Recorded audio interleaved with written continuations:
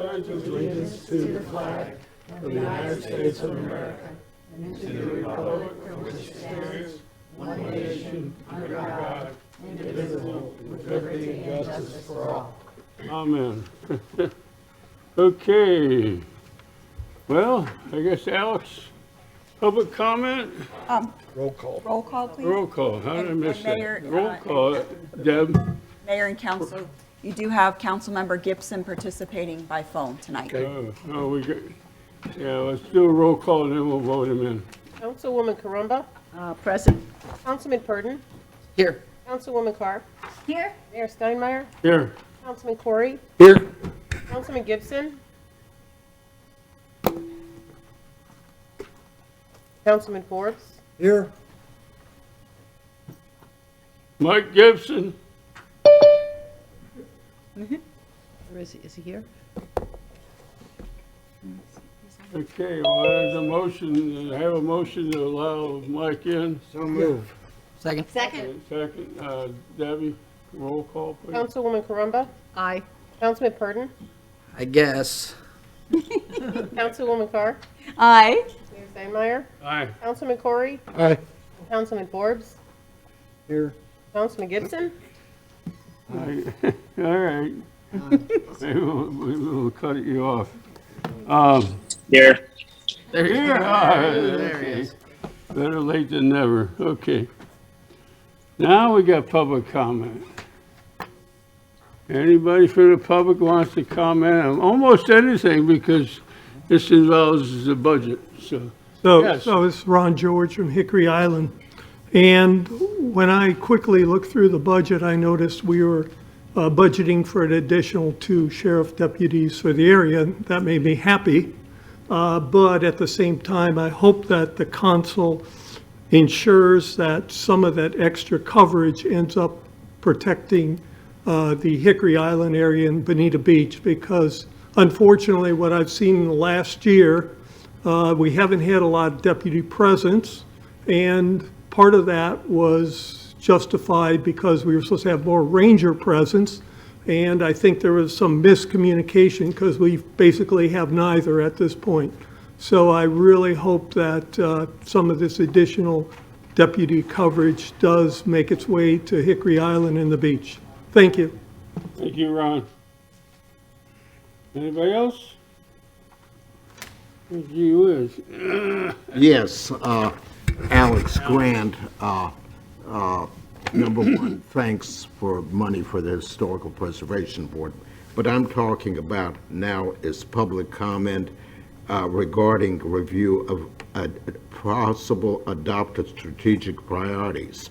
I would like to see a formation of a environmental natural resources protection department put in by the city, and this would hire a geologist, hydrologist, a maybe soil water scientist, a meteorologist, et cetera, as additional personnel separate from community development into the city.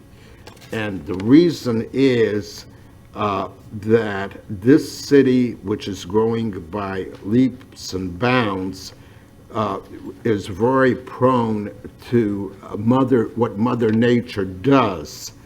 And because of its location and its history in the area, and obviously all the environmental related issues of the Imperial River, the 6 or so tributaries of springs and waterways going in, creeks going into the Imperial River from the east part of town, flood-prone soils in town, and so this city is growing, and we need to be responsible for the protection. This is a life safety issue due to climate change situations that need to be addressed so we don't get into trouble in the future. This will save us money in the long run in increased costs for property insurance if we do this. So any amount of money that we spend for that would be actually saved by the city residents in not as expensive insurance costs for buildings and properties. Okay. Thank you, Alex. We have a contract for Anyone else? that. Isn't that enough? Okay. Now we have strategic review of strategic priorities.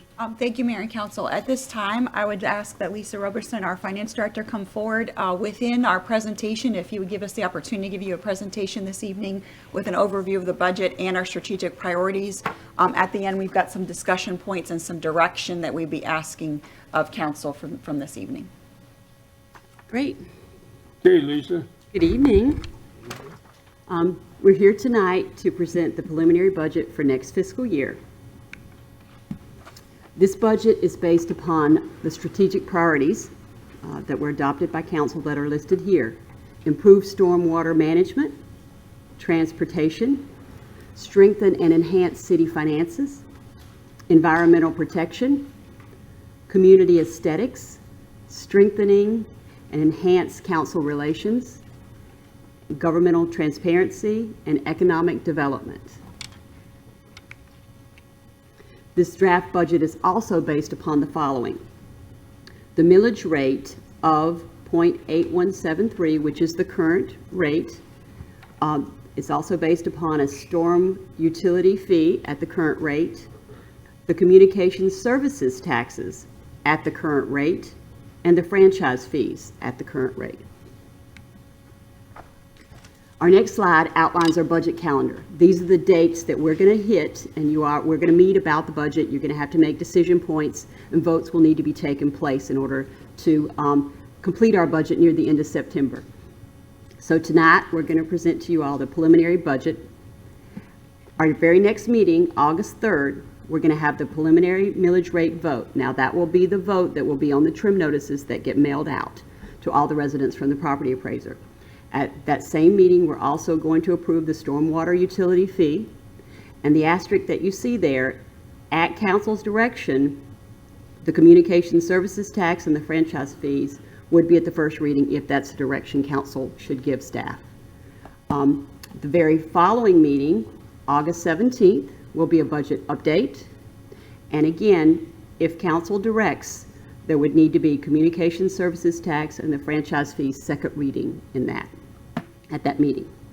September 8th will be and it's an evening meeting, and that is required by law. It'll be our tentative budget hearing, including a millage rate vote. And then the final meeting, where we'll wrap up our budget, will be September 20th, again an evening meeting, and it'll be our final budget hearing, including our final millage rate vote. The first numeric financial slide that you have before you today, this is a common slide that we show you monthly. It's revenue by category. It gives us a lot of good information about what our revenues consist of. These categories are common with all local governments in the state of Florida. Our highest concentration for revenues is ad valorem taxes. Our next highest, I believe, I'm having trouble reading that. That's dating me quite a little bit, but half-cent sales tax. And then we've been really fortunate. We've had a lot of grant funds coming forward. So you see grant funds and impact fees with our growth. Those are a couple other highest revenue categories that we have. Very positive, diversified mix of revenue. These are expenditures by function. The functions are given to us by the State Chart of Accounts, and we utilize these terms so that we can be comparable and we can show and demonstrate to the state and to everyone which categories we're spending in. The two largest categories here are physical environment. Again, that's a state terminology. That's when we do flood mitigation, we do stormwater infrastructure projects. And you can see, transportation is the next highest. And these columns are by fiscal year. As we know, our capital projects and our grants don't always work right in just in a fiscal year, a 12-month period. So how it works, when you see the growths, that means the high jumps, that means in that particular year, we received that grant and we populated our capital improvement program to do that project. Sometimes a lot of them take multiple years to do. So what will happen is whatever we do not complete from a grant funding standpoint and all of our capital improvement programs, we roll those over into the next year. So as long as the grant is still feasible and still in effect. So we carry all that over. So the fiscal year fluctuations from a capital project standpoint, while they are significant on the graphs, please know that it's just a fiscal year timing, and that's just the way we have to report for financial purposes. This next slide is one of my favorites, revenue by fund type. And the reason why I love fund type is it actually breaks out the types of revenues, and the next one will be expenses, by our types of services, rather. Like general government, that's a regular operating recurring fund. So that's the blue. What we love to see is a steady, a consistent stream from the regular recurring operating. And then we also use our general fund to fund capital projects as well. So this gives us additional money to help fund those grant funds, the matching portion of them, help fund our capital improvement projects. The orange piece is actually our special revenues. As I mentioned before, those are primarily grant revenues. And the reason why we have those huge changes are just the fact that, great news, we're getting grants. But they're not meant to be regular recurring grants, they're capital project grants. And then expenditures by fund type. Again, I love it when it does it by fund type, because you can see at the bottom, the very first fund type is the general fund. Our regular recurring operating expenses are what's in here. Now you will see that this next year we are projecting an increase in our proposed general regular operating. What you'll see later in a slide is from our continuation general fund budget, we project about a 9.4% increase. Now, given what we know about the inflationary figures we've been receiving, we think that's pretty consistent with what we're going to see in some other areas. And then we have some additional requests that we'll look at later, and council and staff will be able to discuss those with you as you see fit. Special revenue, the next type, again, that's expenditures. Those are typically gas tax, road maintenance funding, some stormwater maintenance in there. Debt service, the third item up. What you can see is this next year, good news, we're projecting our debt service to go down because we paid off our initial loan that we had. We got it about the inception of the city. It funded some infrastructure projects, great roads primarily, but we were able to pay that off that year. So you will see that as a positive financial move going forward. And the top section, capital projects. Again, the major fluctuations have to do with the timing of the capital projects and the timing of the grant infusions. So we hope that whatever capital projects are not finished, as long as those projects continue to be feasible and move forward, they will roll over. Ad valorem revenue, more commonly known as real estate taxable values. A very good news slide, not unanticipated. As we all know, property values have been increasing. These are our July 1 numbers. Our number up about 15%, and this is an annual increase number. What we provided here for you are all the other municipalities and countywide numbers here. I mean, countywide moved 28%. That is amazing. It's amazing, but we do have to recall, even the most optimistic people are saying, you know, this isn't long-term sustainable. So we do not, I mean, from a financial standpoint, I feel obligated to tell you all that. I think most people know we don't anticipate this type of growth to continue. And we may see some contraction at one point, but we'll see. There are good news, though. It's good news for our area. We try to give you all every year a year-over-year comparison so you can see the last handful of years of growth, because it is just really, it's positive, it's good. Most of us own property in the area, are invested in the area, and it's a good news to have. This is citywide. You can see the values moving up there. This next slide is very important to us because it isolates just the downtown redevelopment area. And we had a really good move this year in that area. I was very pleased with that. Last year, not a lot of movement, because this is so vital to us, because the growth in this area, we utilize that. We partner with the county, and we can donate and contribute, rather not donate, contribute our funds from that area to pay off that debt service that did the infrastructure improvements. All those great infrastructure improvements you see downtown, this is us paying for them, growth paying for that. So exciting. This is, I'll say this a lot, this is one of my favorite slides. Allocation of the total real estate tax bill. What this tells us, every tax bill in Bonita, these are the percentages of where the funds go. Lee County schools are 43%. Lee County 30%. Fire District 17%, and the City of Bonita Springs, I'm proud to say, we're only 6%. And then we have some other smaller districts that amount to about 4%. But I think we do a great job, and we do a lot with that 6%. Real estate tax projections. This is a slide that we try to give to everyone every year, just so we have an idea. The one type of revenue, one type of property parcels and homes that we can predict how they're going to move are the Save Our Homes. And those, because by Florida statutes, when you're qualified Save Our Homes residents, you only grow, your taxable value only grows the greater of 3% or consumer price index. Well, this year, we know the consumer price index was significantly higher than the 3%, and this is Save Our Homes working for everyone. So they're capped out at, Save Our Homes are capped out at 3%. So what we project, we took last year's taxable values, we projected a 3% growth, and this gives you an idea of the tax increase per parcels for the different types of values there, just to give you an idea of what type of increases everyone could possibly see in their Bonita Springs portion of their tax bill. General fund, history of unassigned fund balance. We attempt to give a long history of this to make a few points. I must stress, and I can't stress enough, that number one line preliminary estimate for September 30, 2023, extremely preliminary. We're looking out 15 months, and we can't possibly know where we are. So we know we're going to move from that, and we'll track how we move from that, but we do have to have a number to start from. So I think what this history shows is, absent the 1 year for 2018, that's when it dropped about 500,000. It's a really good, healthy number. And the only reason why it dropped that year was because of cash flows from Hurricane Irma. As you're all aware, our FEMA grants that we receive, most of our grants we receive, are reimbursement grants.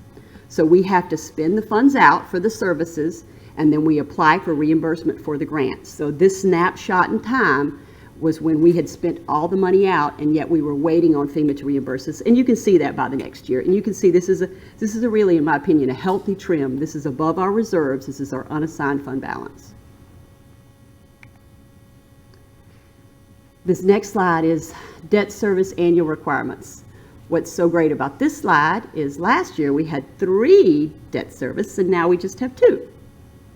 So what we're showing you here is the annual debt service, which is very important when you talk about cash flows. And then also we're giving you the debt balance that we have for these two lines of, 2 loans that we have, and then also the funding source. We make a special note there because the downtown redevelopment loan, we are partnering with Lee County.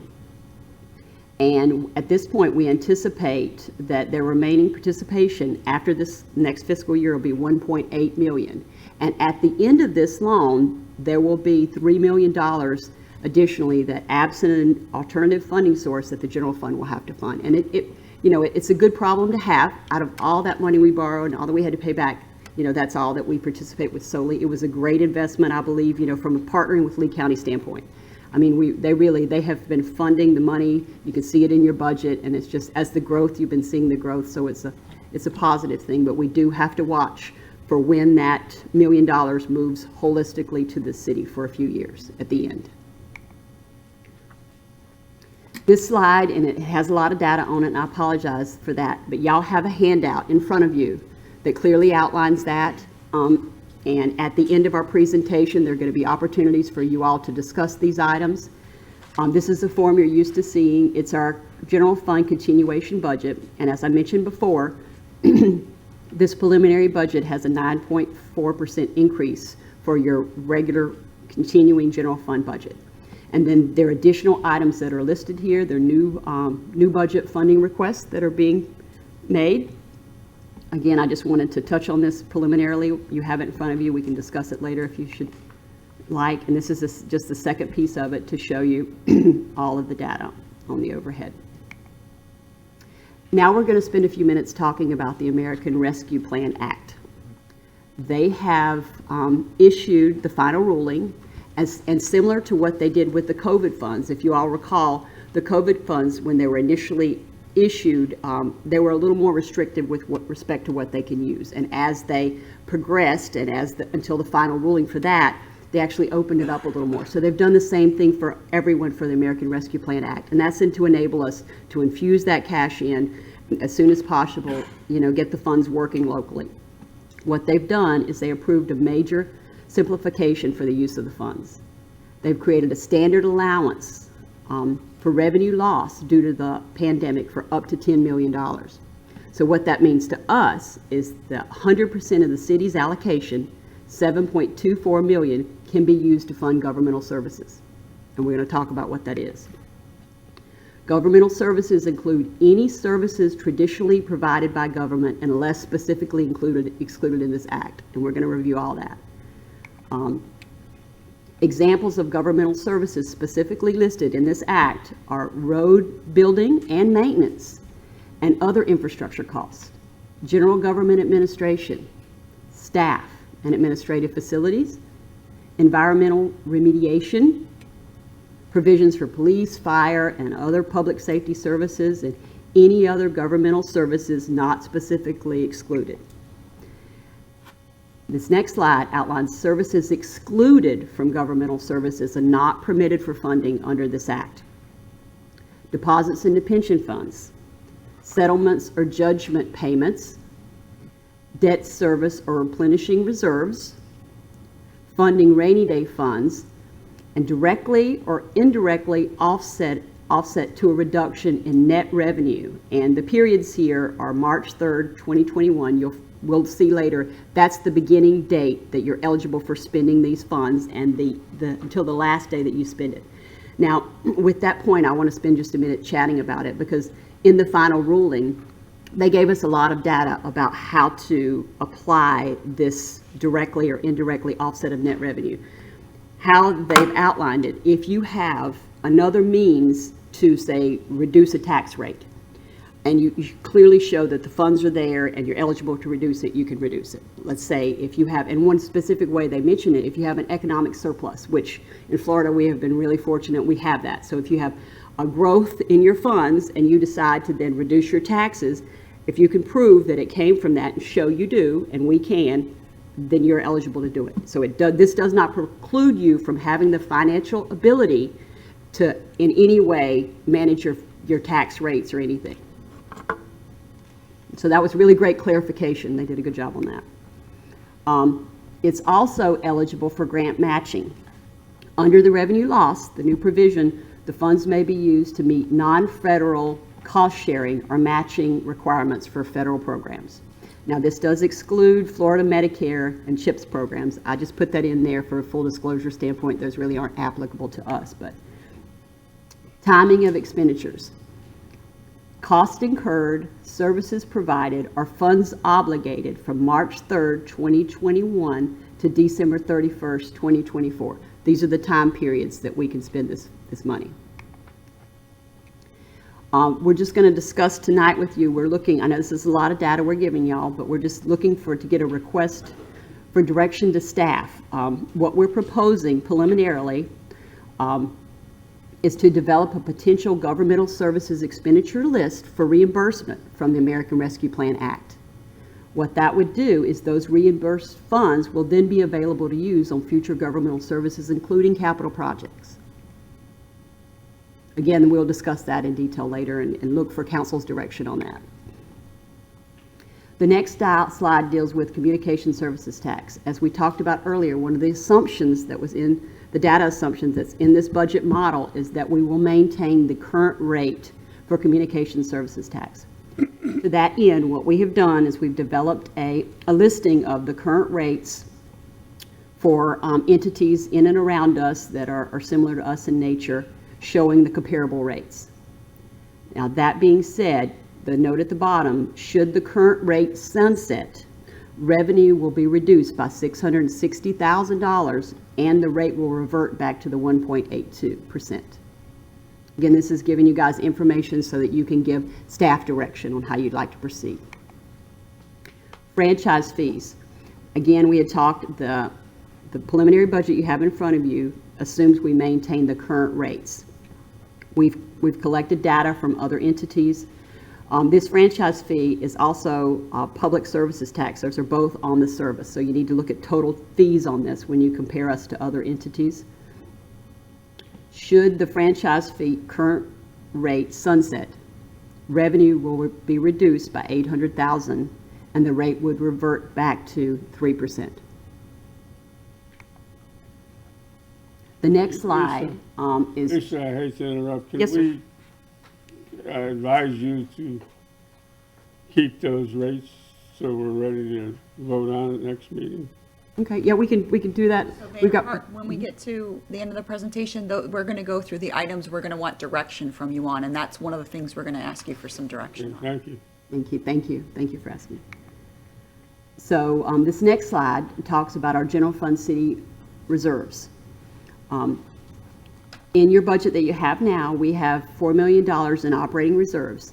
That is 4 months of operating expenses, a good benchmark for local governments.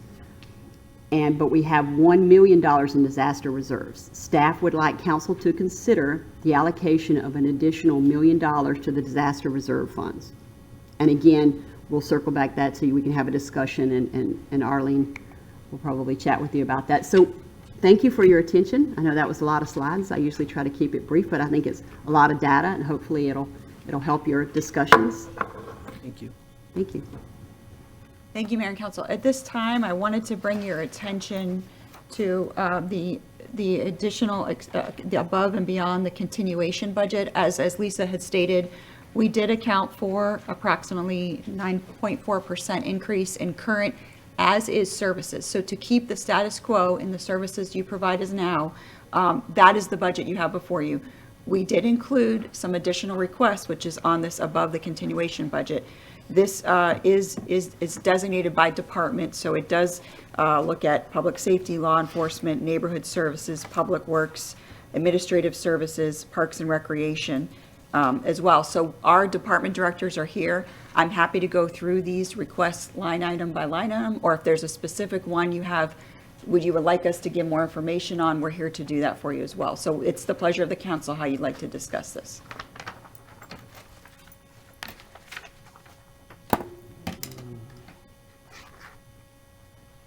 Well, Mr. Mayor, Yes.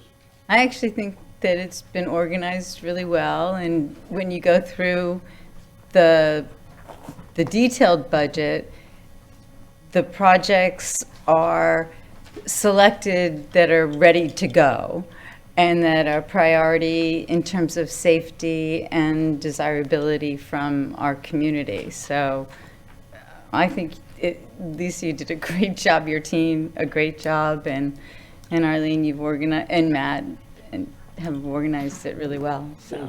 Jesse. Were you done, Laura? Mm-hmm. Is now the appropriate time for us to go over individual items that we might want to discuss Sure. Well, within the budget, or are you just talking holistically? Are we okay So with that? first, I was just getting some direction on the above continuation budget. These Okay. were this is the page that we highlighted. As you see, I did want to let you know there is one revision. There is a half position that would be converted to a full-time at the pool. Nicole is here if you have any specific questions, but we're finding it's very difficult in maintaining part-time positions at this time. A more stable alternative would, to me, a conversion of that half position would make it a full-time position, which would be more, a little bit more stability to that. Yeah, we don't have a vote on this, but we recommend approval. We're just looking for your general direction, if you're comfortable with how Yeah, we. so I think the answer is you all have an updated draft that reflects that half position. The top number line is the continuing budget. That's just an assumption that we carry everything over. Everything, the other 827,000 between are additional departmental requests. So I think we're looking for discussion or guidance on those items, and then it would be more. Okay.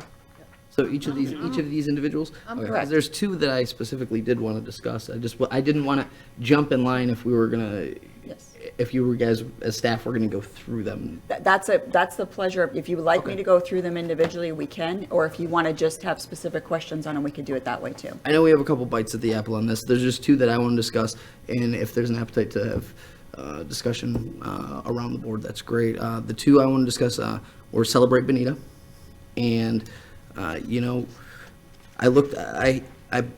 pulled the numbers on Celebrate Bonita, and surprisingly, we're actually operating at like pre-2008, 2009 numbers. So the amount of when we did the drawdown 2008, 2009 and hit the events budget, which was prudent at the time. I'm not saying it wasn't. We never recalibrated for where we're at currently, as far as our finances as a city go. We were in a position where we needed to do that then, and we haven't really adjusted for inflation at all. And my recommendation, and again, I'm open to discussion, I want to make Celebrate Bonita great again. I want $150,000 from 45, so $105,000 bump. And Celebrate Bonita is one of those events that traditionally has been like one of our weather type events. Everybody knew Celebrate Bonita. We didn't do it last year, and I agreed. We didn't need to do it because we didn't have enough money to do it right. We didn't have enough money in there to actually do a good event. So in my mind, not doing the event was good, and then it turns out the overage that we saved from not doing it actually paid for Ben Allen Band, so for 4th. So if you enjoyed 4th of July, the reason we were able to do that was because we cut this year for Celebrate Bonita. What I'm saying is, I think it's time that we bring Celebrate Bonita back, and I think I would like to start with that next year if there's an appetite from that for the rest of the council. So what's the additional funding? What are you talking about? So, okay, Celebrate Bonita, if you look have you looked at the public events? Okay, so if you look at the public events, we have $45,000 for Celebrate Bonita, right? And this is an additional 25 added to that? No, it's a 105,000 add-on to Celebrate Bonita. And Laura, could you pull up, do you have the historic, it's easier if they can see the historic numbers. Do you have that chart? I can show you guys. I can read them. I Can you don't pull? have them for a Okay, yeah, slide. just read it so they can hear and you'll see what I'm saying. Okay, so Celebrate Bonita historically has been anywhere from $20,000 to $110,000. The last 4 years, it has been operating at $20,000, actually 3 years, because this year we chose to put that money towards 4th of July. When we were at, let's see, $110,000, that was 2015, 2016. After that, it went down 79, 45 to 20. And if you recall, the presentation that we did provide council in April discussed where the funding could get you. And I think that is staff's concern, is just making sure that we're funding it appropriately to your expectation. So currently, we did increase for inflation costs, but that would get you a similar event to what we had in the past, which would include local acts, a little bit of a smaller event. What Jesse is proposing would increase it to having nationally known acts again. We would negotiate with an agency to get that. But just explain that line item that we hear.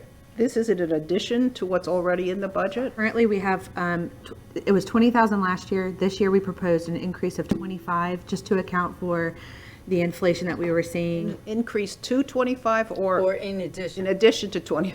It is an increase of 25,000 to the budget of last year for a total of 45,000. Okay, So now I the- got that. The items that you see in the above continuation, we did place these and account for them in the budget.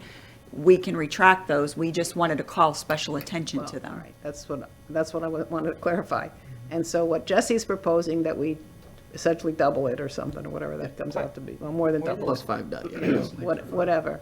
And I think the last time we discussed this, that we said, well, we have to decide what we're trying to do.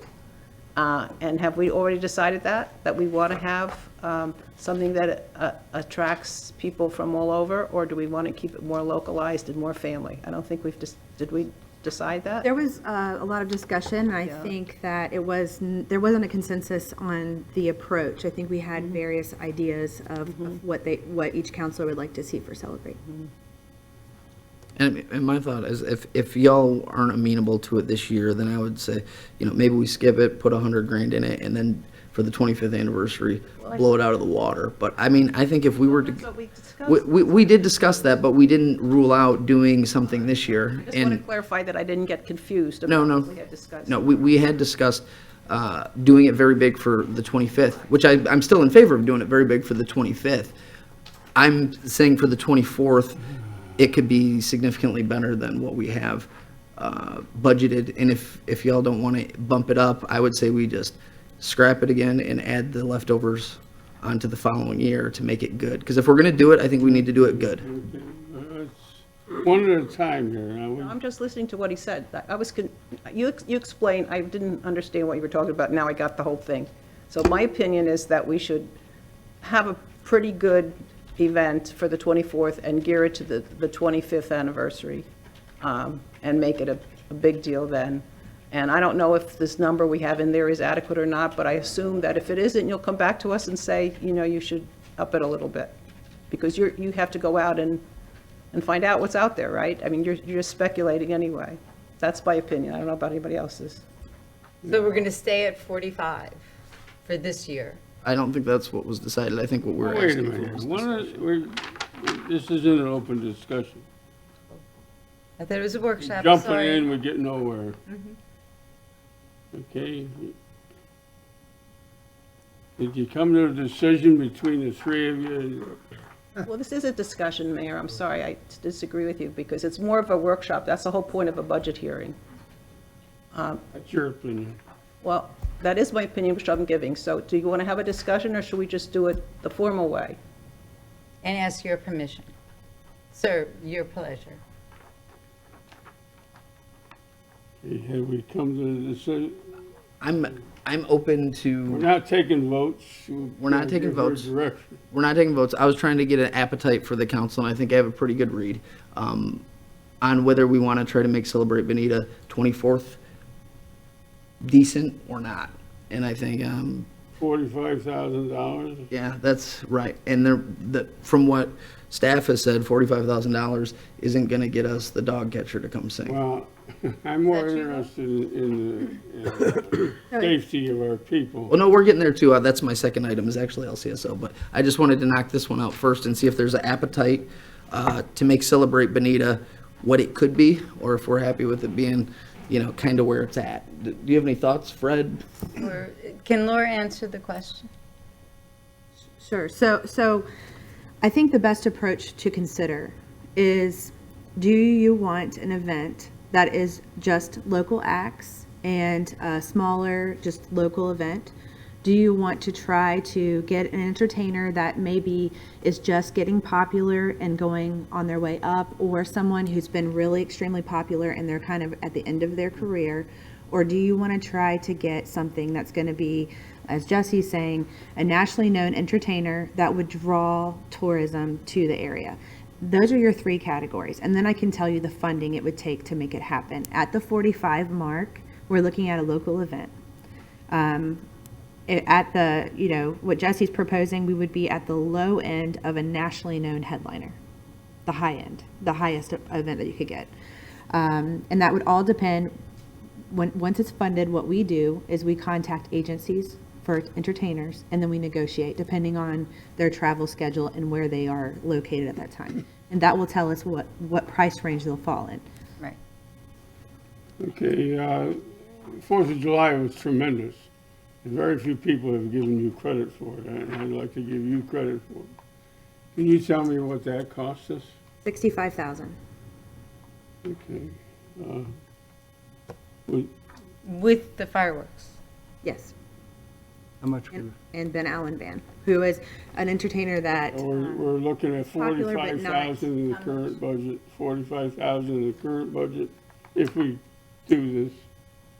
I'm sorry, Mayor, I missed what you said at the beginning of You it. want 54,000 was the 4th of July, is that right? 65. 65. Well, I don't know, come back with 65 and see what we can vote on it or something, right? I would say, I think if I can. Go ahead. I think what Councilman Perna was referring to is it's a policy call on the direction you like to see this particular event go. There was discussion last time is at the 25th year, would we do a very large, and I would think we might even have to ask for more at that point than the 100. it's gonna be like 200. Yes, we'd probably be we would be coming next year with a much higher request. So it's a philosophy on the events. You can have an event that is local in nature, that is basically a give back. It's a policy, it's a give back to the local community. It only really attracts the local residents in the area. You have local bands, you involve the school children. It's more of a local event in idea nature. There is also a philosophy of having events that attract people from outside your community to showcase your downtown. It's a form of economic development. It's part of the four-prong of Main Street. So it's a policy call of council. That can be done every 5 years. That's an option. I know we have neighbors that do it that way.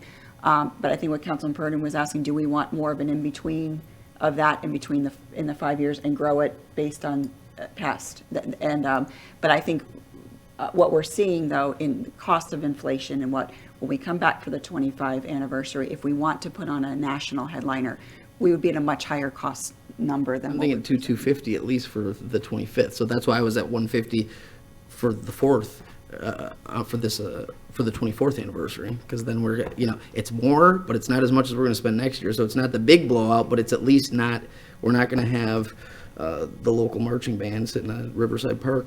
I mean, I love the local marching band, but point being, if we're going to try to make this a big thing, and people are going to, 2 years from now, our downtown's going to be drastically different. So trying to get people in here and see what this is actually going to be capable of on a couple times before it's actually here is kind of my thought process behind it. And I just feel like people loved 4th of July. People love Fiesta. Those were big performers at both of those. And that was the common denominator that got the people there and had them excited about the event. So again, I mean, I love Bonita more than anything in the whole world. So if we're going to do an event and it's a Celebrate Bonita / birthday party or whatever we're making it, I would like to do it good and not just do it to do it. If we're just going to do it to do it, I say scrap it and we'll just do it next year. So that's kind of where I'm at. Arlene, could you explain to me what an update of the Thorough lighting alarm? Still, It's $100,000. Wait. Mayor, we're still talking the events. What? I believe the council's still trying to get direction on that line item. The event. Because I would almost be more comfortable staying with 45 and really gearing up, because we've added money, and then really gearing up for the 25th anniversary. And in some ways, keeping it local would be really lovely because we haven't been together. We've canceled the last 2 years of all events. So we've just had events and they were so fabulous. And people came out and I don't think they cared if there was music or not. We could have, done somebody on a DJ. So save it to do the real blowout on the 25th anniversary. If we're going to save it, then let's just save the whole thing and not do. No, I think we should celebrate. No. If we're going to do it, No. but we're Bonita Springs. Well, that's So I mean, to do a subpar event as our highlight on our birthday is just, it's not appropriate. Like if we're gonna do it, let's do it. If we're gonna do it and half-ass it, let's just not. Oh, I don't agree with that description of how it would turn out. And we could ask Laura if she thinks that if we spend $45,000, that it's going to be a half-assed event. Lisa, That's how why we much didn't- was the band as opposed to the fireworks and the 4th of July? So the Ben Allen Band this year was 12,000. We have quoted him for next year's 4th of July. We had a couple of requests to do so. He's quoting us at 12,500 for next fiscal year for the 4th of July. So, to answer your question, it is just it's the choice of the councils and how they'd like to format the event. I will tell you historically, the event at 20,000 is the lowest we've ever put the event on for, and we had a much less of a crowd for that event. I would say you saw the crowds for 4th of July. We were a little less than that for the nationally known headlining acts. Once we went down with the budget, we got closer to a couple thousand people to who would attend the event. I can't say that any way is wrong, but I would say if you're looking for crowd size, we did get many more when we had a headliner that people know, they're on the radio. But we also had come past the pandemic. So some people didn't come out because they were afraid of being in. This was before, because we had I the know, 20,000 right. before the Yeah. pandemic. But we're talking about 45,000, not 20. Right, we increased it now, but with inflation, I don't want to mislead you that 45 would get you much more of a headliner. It just won't. I like your proposal, Hey, 65 Fred, grand. get near the microphone so we can hear I you. say, I like your proposal of 65. That doesn't mean we have to spend it all. You do something real nice for this 23, and then you blow the socks off on 24. I'm good with that. Yeah. Just up at another, whatever you're saying, $20,000 and do the best you can, and hopefully you won't spend it all. Can we sell like cookies? How's I'm good how's with that. that? I'm good with that. Got direction? Yes. Okay. Good. Thank you. And then, Mr. Mayor, Now, if I could get Captain Lee to come forward. While she's up there, I want to ask her about the Halloween. I don't remember what the event is. Why is this an up? So we've never held a Halloween event in the Okay. past. Okay. This year, we were looking at different events in the other areas and what they were holding, and we thought we'd try a Halloween event for folks. We're going to do like a Halloween movie, some different actors, amusements, pumpkins, things like that for the community the weekend before Halloween. So it would be 29th. It's a new Because event. Shangri-La does, No wonder I didn't remember it. Yeah, we didn't do it. but Shangri-La did, and they opened it to the public. Did they? Yeah, they did. Yeah, I know a lot of people do it, but years ago, we did have someone come in. Bear used to do a Halloween in the park, and it would be local communities where they would set up tables and they would give out candy. One year, we did partner with them. We did a haunted walk where we had a company come in. We paid them. They did a haunted walk back by Depot. They had a headless horseman, everything, a real horse. It was quite interesting. Yeah, that's fun. So, but it was a lot of work for the production, and they didn't come back the next year just because of how much work it was, I believe. But since then, Bear did stop doing their Halloween in the park portion, and so the kids really haven't had anything at Riverside Park, Halloween-wise, so. And to clarify, we did look at our neighboring jurisdictions, and the majority of parks and recreation departments and city parks, the community do have a Halloween event for children. Thank you. I was just wanted to clarify. Okay, good. and can I just do my last one? Sure. Okay. Mr. Mayor, can I do my last one? I give up. Captain Do Lee. whatever you want to do. Let's get this moving, you know? You got the 65,000 she's going to work on. Can we move on? We are on to something else, and I'm asking you if I can discuss it.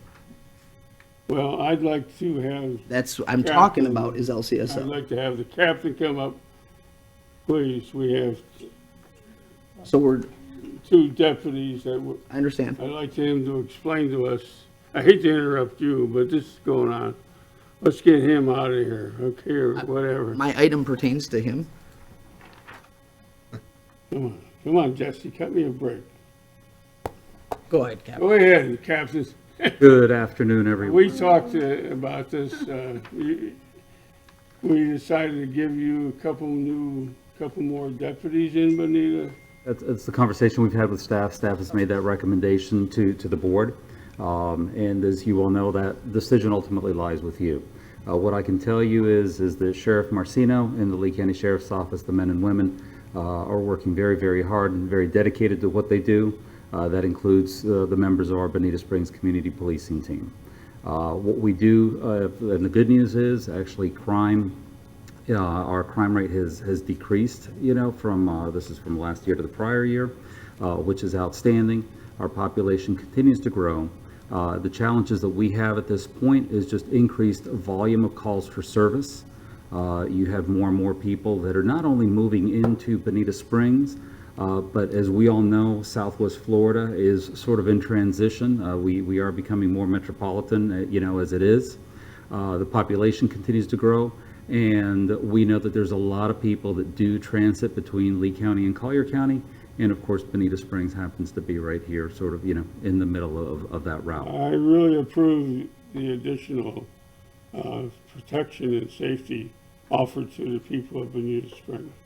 That's what if you don't feel safe, you got nothing, You're gonna go to listen to Celebrate Bonita and you get shot at, it's no fun at all. So I think you're more important than what the band is playing.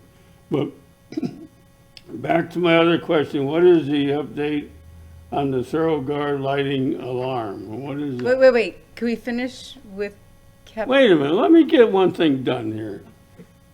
Could we finish what we're on? And then move on to, I promise we'd go there next. City manager, can you tell me what this update, the Thorough Guard lighting alarm? Yes, Nicole Perino, can you come forward, please? What the heck is that? It's $100,000. Good evening, Nicole Perino, Parks and Recreation Director. The ThorGuard system, we currently have ThorGuard lightning prediction system in our park systems, especially where we have sports facilities. So the alarm will go off depending on the prediction of lightning that we have in the area so that the kids and the people using the parks are safe. So what we're proposing is, such as our current system at the Recreation Center, which also has satellites to the pool and the Little League fields. This is just one of the items. It is basically, we're at end of life for that system because it was installed 15 years ago. So what we need to do is do an update to that system so that it stays current and is working properly. So we're requesting that we do that in all of our park systems that have this lightning alarm system. That's for lightning. For lightning, yes. Awareness. The alarm goes off so that people know they need to leave and get out of the park and get to safety. The alarm goes off? Yes, so that people can leave the park and get in a safe spot. And how long does the alarm go off? It goes off in blast of 3 long blasts, and then it will let you know when it's all clear. It will do an all clear blast. So it's depending on however long lightning's in the area, so there isn't a specific amount of time. Okay, thank you. You're welcome. Anybody else? No, if there's no, I'm gonna let You you, can hear the microphone. you don't have your thing in, that's why you can't I hear. got a hearing aid. Could you get But closer? could you put it in? have All one I'm in. saying, Tell me, if we're all in favor, I'm in favor of giving direction, and we'll follow up with Jesse, because we all seem to approve of everything that's on here. We could just say, it's okay with me. It's okay with me if it's okay with everybody else. And if Jesse wants to say something else about the sheriff, because I totally agree with what you're going to say, I think. Okay, so, what I wanted to say about that is I spoke with staff and I spoke with the sheriff's department, and I've asked staff to look into comparable public safety population budgets. So for example, right now, we currently have 18 officers for the ballpark of 60,000 folks. So just without getting into all the cities and stuff, to give you an example, I was talking to Mayor Smith on the way over here, up in Sanibel. They have 28 and a half officers and 6,800 residents. We have 60,000 and we have 18. So my thought is I'd like to have staff come back and see comparable areas, population-wise, and what their public safety numbers look like. And I would like to consider us going from 2 to 4 in the next year, because frankly, for 60,000 people, 4 doesn't make much of a dent. And if you recall, this is really us catching up for not adjusting for population growth for quite a long time. And if we want to stay the city that we've become, we have to make sure that we have enough men and women of law enforcement in the streets to do that job. So 2 to 4 for that price point, I think, is a minimum of what we could do and should do for the citizens of Bonita. So staff, that's not even a question or anything like that. Staff's going to come back for the next one and kind of give us those numbers so we can talk it out some more. So. If you're going to give direction to staff, I would recommend that we use data that is appropriate to determine whether we have appropriate coverage. Like in our discussions with Captain Lee, they focus on the number of calls that they have to make and how it's sort of like in the fire service, you know, when they determine whether you need another firehouse, they figure the time that it takes for a response time. So I think that something more than a population is important because we have a different kind of population distribution here. So I know you'll do it in a professional way, that's all I'm saying. I don't mind doing that kind of analysis, but we should use appropriate data when we do it. And I agree with Amy, and I definitely want calls of service included in that because when you see that on paper, people are going to be shocked. Mm-hmm. So, and it's going up every year. So I'm just saying, we just need to adjust, and it's not a ton of money. And I think public safety is our number one priority. So for me, you know, I look forward to the discussion next week, but that's what I've asked staff to do. So that's all I have. Bonita Springs is a little unusual in that we have like 60 or 70% of the people live in gated communities, and they're pretty safe. I think that makes a difference as to how many officers we need on patrolling. I don't know if they don't go in there on patrol unless they're asked. We have the safest place in Lee County, and I think Lee County is the safest place in Florida. So if everybody's happy, I don't know why we need more. As far as the rangers on the beach, they have improved tremendously. We have one gal that rides a bicycle and she stops in at the accesses. I don't see the dogs, I don't see the alcohol. The 4th of July, she stood there when the park's full, they close it, they put down the park is full. They don't have the people going in and making a mess. So it was very well organized for the 4th of July. In Memorial Day, we had a patrol car at every access, and that was very, very smooth. As far as I can see, we're doing quite well with the safety of our people. Good job, Captain Lee. Thank you. Good. Thank you. Okay, you have direction on yes, that? We yes. approve all of this with Yep. with the exception of Laura's going to come, We please understood 65. going to come back with some Celebrate Bonita changes maybe? Yes. Okay. The next item I just wanted to give your attention to briefly was the strategic priorities. I want to reiterate that these are the same strategic priorities we've had since approximately 2018. What we did do is remove, if you recall, in a longer version, there are bullet points that have been under there. Many of those items we noticed we've either fulfilled that item or it's outdated or priority, that individual bullet point changed. So it is easier for staff to understand your priorities when they fall under a more broader sense of definition here.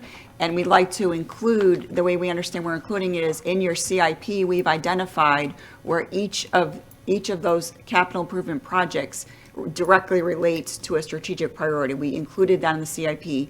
Unless there's a different direction from council, when we reiterate our strategic priorities, I think it's easier and more transparent to understand these at this level from 1 to 8. So we wanted to verify that with you and see if there's any priority shift in those or change, and if you're comfortable with the direction that we're going as streamlining it a little bit more. Mayor? Yes. I'd like to comment on the objectives. I approve of all the broad statements here, but it was interesting when I went over the budget over the last couple of days that I felt that it might be useful to change the ranking here. And the one that I thought, it sounds innocuous, but it's called community aesthetics, because I noticed that so many of our projects are related to that, the wayfaring signs, all the work on the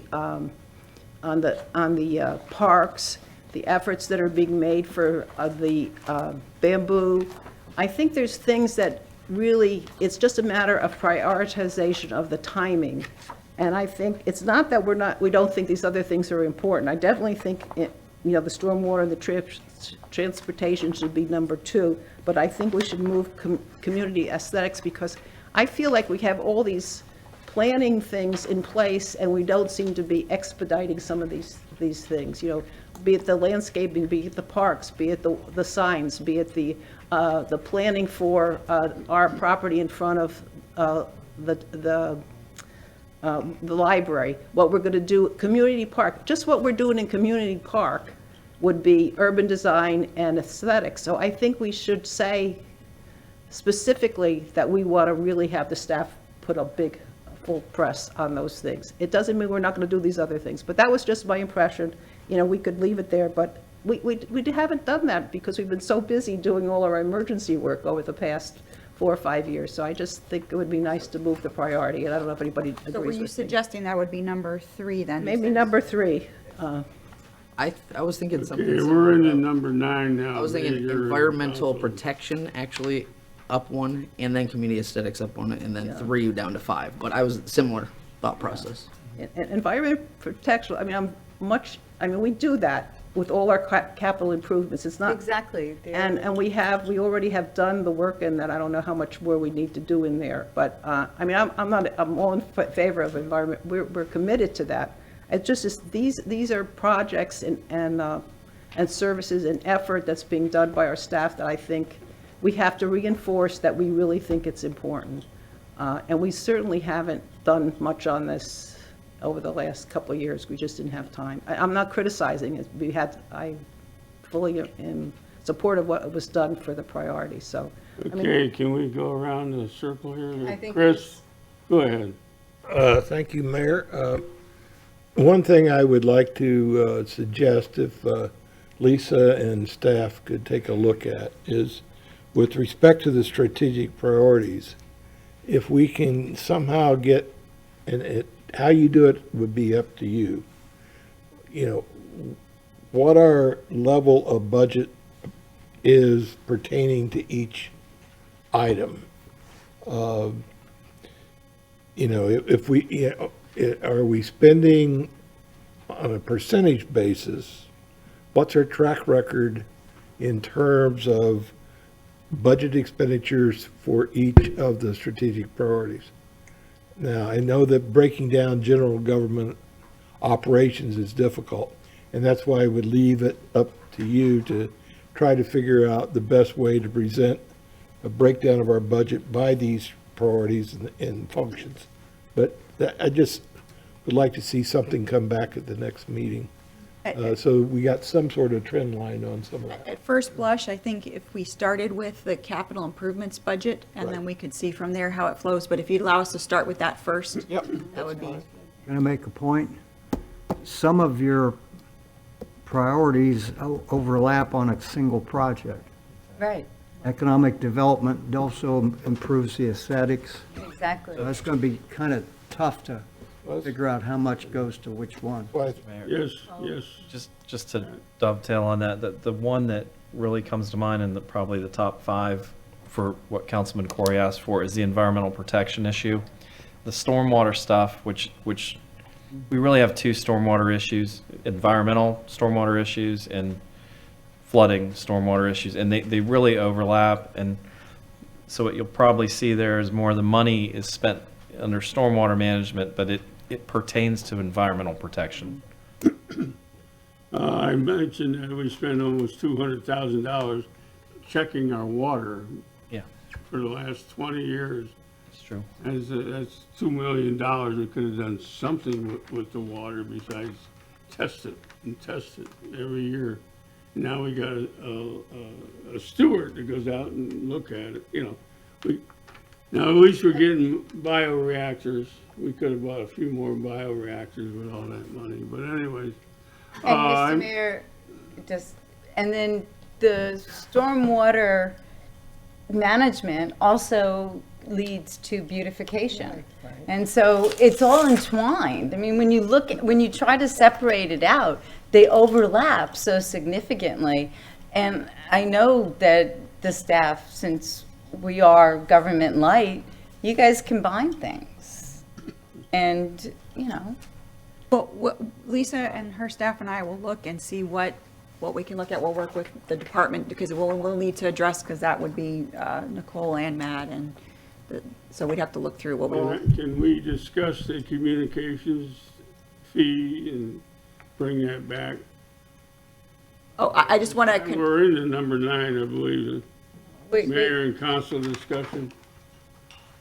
Well, yes, in mayor and council discussion, I just wanted to ensure there was nothing else in the strategic priorities as far as any other direction.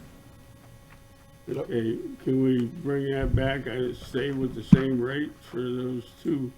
So yes, the other items for clarification, because the staff does need some direction, because there would be preparation of some ordinances to bring back in future agendas. If you looked at the schedule that Lisa provided you of the upcoming items, we were looking for some direction on the communications service tax, which would require a first reading on August 3rd, and the franchise fees, which is also a first reading on August 3rd. So we just need direction to prepare the ordinance and move forward.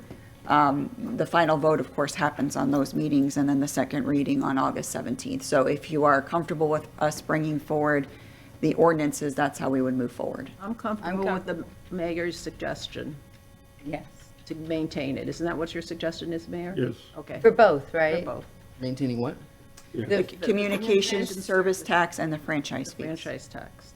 They sunset, so Yeah, no, I. we need to bring it up on a green sheet and vote on it. Yes, all we're asking for this evening is to bring forward the ordinance. To bring forward the ordinance for discussion, yes. Okay. And additionally, at that same meeting, August 3rd, would be the preliminary discussion of the stormwater utility as well. Okay. So we would place all of those items on the agenda for August 3rd. Anybody else agree have with anything that. else? Amy, No, I agree with what Arlene just said, to bring it forward. Chris? Laura, Jesse, Fred? I see your picture in that Quality Cities magazine. Did you see that?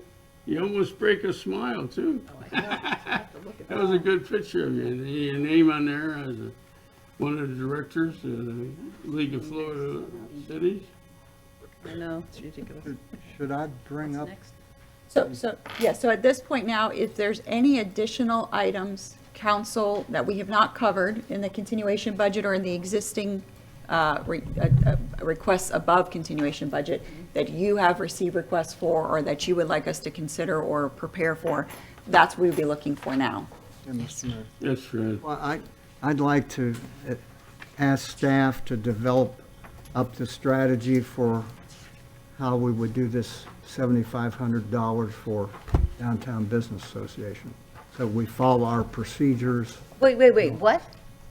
The request, they put in a request. Yes, but that isn't on the agenda, No, that's not on the agenda. So at this point, what we're asking is if you want us to prepare or budget for anything else that's not included. So if you have an item we haven't discussed that you want included, that's what we're asking well, for. could we do a larger picture, Fred, of talking about all of the committees? Oh, yeah. Okay, Yeah, I just picked that one up because we got exactly. I don't know what you're saying. Well, I want to discuss the committees, and you're adding in that we should give a separate entity, a independent entity, $7,500. Yeah. The reason for that is that we have a real opportunity with this downtown. We have a great opportunity of success, but if things don't go quite right, you could have nothing could go backwards. There's been about 60 to 70 million dollars of government money put into downtown, counting the library, the Wonder Garden, which we basically own, that's 3 million plus. The improvements to the street, all kind of stuff that we've done in there. And this, all that money's to go for, and we would have to review what they're gonna print up, is come up with a new brochure that's advertising what's going on downtown. There's been all kind of things changed since the brochure that was last done was done. You got the corner coffee place. You got the building at the end of, But we have so much more going on. that's why you need it. But this is for a marketing contract with the Downtown Alliance, is that what you're talking about? It's really to make up the brochure. That's not that's not what they said in the communication. Arlene, could you clarify that, please? Believe a letter was sent to all of council with a request from the Downtown Business Alliance for $7,500. I believe it was marketing materials. I'm assuming from that there was a downtown brochure that the city previously did during the construction period, because there was such a pressure on the businesses as well during that time, redevelopment. So I think you have I think the letter came to you all as a request for $7,500. If you were to move forward with that, we would recommend that you use our regular procurement process. That wouldn't just be a payment directly to an entity. You'd have to have a procurement process with an end product of a marketing material that would be then reimbursed. Typical how we've done other programs like that, but that's a council decision on policy whether you wanted to partner with that. From my understanding, they have 50 members. At $15 apiece, they could have their $7,500. Let them carry their own water. We're not here to raise every nonprofit in the world. I'm intrigued by what Arlene just said, that we could put, if we're interested in having some marketing effort done for the downtown, we could put it out and say we want them to produce some kind of we'd put it out to RFP. Is that what you just said? No, I believe they're asking for a particular use of a marketing material for the downtown. If we did that, typical, for example, when you do, the outreach committee does Fiesta Bonita, we don't pay a certain group or an organization that $10,000. What it is there's invoices that are procured through our procurement policy. Those invoices are turned into staff. And then it's either by reimbursement or staff pays that vendor directly under our current. So if there was a printer, for example, that costs, the printing fee costs that, there would be a regular procurement for that printer, and then the city would either reimburse the entity or reimburse through the printer through and typically when we are involved with the procurement, we're able to use our tax exemption, and there's other benefits when especially since it would be tracked because it's city funding, so. So we could still direct the Downtown Alliance to do this, but the individual bills would be paid directly from the city? Or would we have to put it out to say, anybody that wants to do this marketing for us? Yeah, if it's over $5,000, there is a procurement process. We have to, And I think the Historic Preservation Society would like to also add in. They spent $8,000 this year on a brochure. my opinion is, why are we okay? Why are we if they're- supporting all these not-for-profits that form themselves, they collect dues, and then they want us, the taxpayers, to pay their bills? It doesn't, that's socialism, let's put it that way. I don't mind the idea of spending some money for downtown, but I don't think this is the vessel for me personally, because, I mean, if they want to give us an invoice, say, here's exactly what we're going to spend the $7,500 on, maybe that's a discussion. But again, the appropriate process of going out for RFP and ensuring that everybody who might potentially want to do a bid on a contract like that is the fair way. Because if we say, here's a check for $7,500 to them, they go hire whoever, who are they going to hire, and then who's the next hand that comes to us? That's a nonprofit, because there's a ton in the city. And I love nonprofits and I love what they do down there. I'm just saying it's a slippery slope. So if we want to spend money to do downtown marketing, I'm in favor of that, but I think it should be city led, and it's going to have $7,500 ain't going to do nothing. So it would have to be city-led, and there would have to be more money to put into an initiative to market the downtown. The question is it premature to do that at this juncture? Because we're still 2 years out of there being a downtown. So that's my thought on it. Really good thoughts to That's think about. sensible, Jesse. I think I agree with you, and that at a later time, the council could discuss whether we think we do. I think it's worth it to review the need for that such marketing. And then if the council wants it, we'll put it out to RFP like we do everything. I'm comfortable with that direction. But I do agree with Laura that we need to look at the committees, because if I understood the budget, the way it was put together, the outreach committee only has $1,000. Well, the 10 is actually under public events. It's under the Fiesta Benita. So that's if they get T-shirts and stuff like Oh. that. They have $1,000 to spend, which they generally, the first year they did it on shirts, but in general, I don't think they spent it this year. But the 1,000 is there, but the marker is actually, the 10 is under the actual events though. Thank you for looking. Fiesta Bonita is actually accounted for in the events schedule. Thank you. My Yeah. mistake. No, thank you. I made that same one I called. I was there too. Okay. So there was some other committee that anybody had problems with, or no? I think maybe we table that. I think, yeah, we'll take, Okay yeah. on committee? Bring it, I have a couple of things that I don't know if this is appropriate, if it's just, I did have a discussion with Arlene about the kind of creative way finding signs, and she says that that's part of our contract. I did want to clarify, I Yeah. know there was some communication about downtown and specifically Right. placemaking in the downtown. Right, placemaking. And so I wanted to clarify that that's part of the current scope that the city has with Stan Tech to do placemaking, wayfinding, and gateway signs. The end result of that will be a master plan, and from there, council can direct us on their priorities from there. Okay. But that's still in progress. So I've had an interest for a while about the right-of-way behind Maria's next to the Everglades Wonder Garden.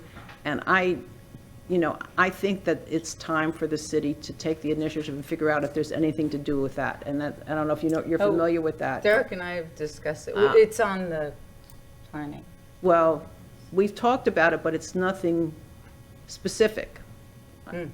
And I think we need to have some understanding about whether we could do anything, and if we need to do anything, and we should. I think the first step would be to utilize one of the engineering firms we have on contract to do a preliminary study. And then could we come back with you with a number, and maybe you want to create a line item in the CIP for that? Correct. Because that would be an ongoing project, should you do it. And you're going to include the wire from the FPL that needs to be raised, the electrical? In the back parking, to get there, there's this wire that's very low. No. Yes. Anyway, whatever it is. No, yes. There are ongoing discussions with the Everglades Wonder Garden, and so over the past several months, we've asked them to put together essentially what amounts to a capital improvement plan that could be incorporated. If you're talking about a wire behind Everglades Wonder Gardens, I can talk to you offline. It may already be taken care of. Oh, okay. But I'm talking about a potential I know what you're talking network. You're That's talking about what a I think. potential pathway that Pathway, I could think. involve, it could involve acquisition of Right, property. but it's a complicated thing, but Correct. I think we ought to. And do I think we something could about it. look to come up with a number to do a preliminary study, and from there, we could build a CIP, because it would be a longer process, so. Have we received their financial statement? We did. Our staff received the financial statement, yes. And this. And you're going to share it? And I think we already have this in place, but we might want to do it more formally, and that is, I think we should extend our vision and planning for the city-owned property in front of the library, that whole, whatever you call that, I think it's there. So But, you and did- I want to integrate it with what's going on with bamboo, and I'm sort of moving, I want to get all this stuff done and not have all this piecemeal things, and have, especially down there, I think it's important to have an idea of what the council and the people want. So if we could do that in a more formal way, nobody has to agree with me, I just want to give you our list, you can think about it. So we did allocate funds in the CIP for that master plan. You also asked us to advance that study, so we should have some concepts to bring back to you from DPZ. Okay, and then I know that it's on the CIP, we have some money set aside for the Sun Trail. We paid for a concept report, we had it, and then the council didn't talk about it at all. So I think that the council needs to have a discussion about that, about whether we want to get behind one of those alternatives or none of them or anything. I think at least put it on record that this is what Bonita Springs is interested in doing. And I hate to bring this terrible, this is almost like a curse word, and that's the Good Bread grocery. I think that none of us want to talk about that, but I think we as a council need to bring it up as a line item to decide. We have money in our CIP, but we have to decide what the heck to do with that building. And I think that's it, except to say that I am so pleased to see all the tech connectivity on the sidewalks that are in the CIP and how we're finally, our master plan is being executed. And thank you, Matt Feeney and team, for we're seeing those connections, that it's very important, and they're little things, but they're going to be really good when we're done with it. So thank you for putting in there. That's me. And Ms. Mayor, may I add? I'm sorry. After me, how about that porta potty at the Wonder Garden? Has that been So, no, decided? we're communicating with the Wonder Gardens. There is a responsible party for removing that, but it's, They haven't taken ownership of it, have they? Probably not. we can Somebody chat gave about it it to them. offline. We can chat about that offline. Right. Okay, yes, Laura. Laura, I'm sorry. Oh, okay. That's okay. Well, we're doing all these new bike trails and the interconnectivity is fabulous, but I've also noticed more electric bikes. And what's the protocol? You know, I know that the law in Florida is you walk against traffic and you bike with traffic, but on a sidewalk with a motorized bike, more and more are coming around, and they can go super fast. And if you're listening, you might not hear them. So I don't know, maybe there could be a message put on the trails. You know, you guys stay on this side. When you're on an elevator or an escalator, you know, people walking up, you stay to the left, people standing still, you say, or X, Y, and Z, you know, whatever. But I think there needs to be some precaution for our bike trails and our walking trails when they're combined, because there are places where it's just we're making the sidewalks larger. And these bikes can go super fast and they're quiet. And if you're listening to headphones, you might not hear them come up. And you might, like, you know, move into them, or they might move into you. So I just think that there might be some cautionary or some policy that we establish, since Florida. The pedestrian has the right of way over a bicycle. Well, electric bikes are. No, but they will blow you down. I mean, you know what? Do we know the law? Do we know the law, Derek? I mean, when you're on a bicycle and you're on a sidewalk facility, you have to follow the rules of a pedestrian in those rules. When you're on a mixed trail, you would follow the rules of the road essentially. So right of way for people to move, staying in the right lane if there's designated lanes, all those rules apply.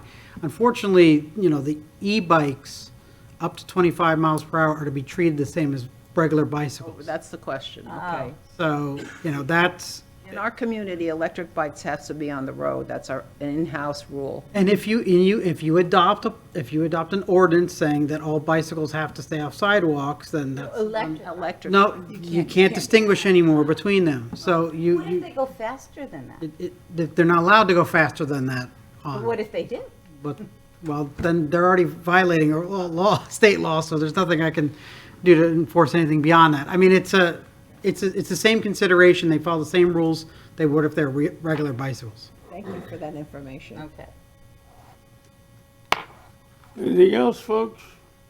I just have, unless there's anything else from council, I've got two other clarifications just for direction. One is, we did present to you the idea of placing an additional $1 million in reserves for hurricane, and we wanted some general direction. If you're comfortable with that, we would move forward with that. Absolutely. I'd like to. Good with that. Absolutely. And then additionally, we're wanting to know if you're comfortable Is with, that unencumbered? that's from the, we would probably take that from the unassigned fund balance. Yes. That would what again? From the unassigned fund balance, that's where we would Okay. capture the million. And then additionally, Lisa presented that she went through the regulations for the American Rescue Plan. Are you comfortable with us bringing back general government expenses that we feel are quickly to be spent? Yes. Within allowable uses, which would then free up that money into unassigned fund balance? Sounds good to me. Yeah, I think you should use something that is easiest to do and would free up the money in the general fund. You shouldn't do it for like roads or anything like that because we use the special The purpose. timing, Yes. the timing. We Yes. have general Exactly. government uses. Yeah. We have existing contracts that we know the time of the payout that would be, Yes. that is the general operations that would be comfortable with doing. Okay. Yes, Good. and we will be looking at larger contractual services. Mm-hmm. Those are, so from an administration standpoint, it's larger, it's easier from a paperwork standpoint to comply. And it just makes staff time and administration Mm-hmm. of the grants so much better, easier. Good. Okay, have a motion to adjourn? Are we done? That is the only items Are that we we had. keeping these? Those are yours to keep. Yes. We keep these and then we Great, return great them. fun. Great fun. Lisa wants them all back. Well, we'll be adding to those as we move through all of our future budgets. So one or two things, you all can feel free to keep those, but please, if you'll bring those back, either we can hold on to them for you, you can keep them, and we'll be giving you new data to put into them. We're with gonna new update them tabs. for you We'll in the update tabs. them for you. But we want to make sure you have them available if you would like to take them home, and we'll just look to resupply them. I'm going to take mine home. And then through this process, if there's any questions you all have individually about any of the continuation budget or the existing or expense, please feel free to reach out to myself, Matt, or the department director. We're happy to explain any of those items for you. I'm slipping offline for you. We're out of here. Motion adjourned.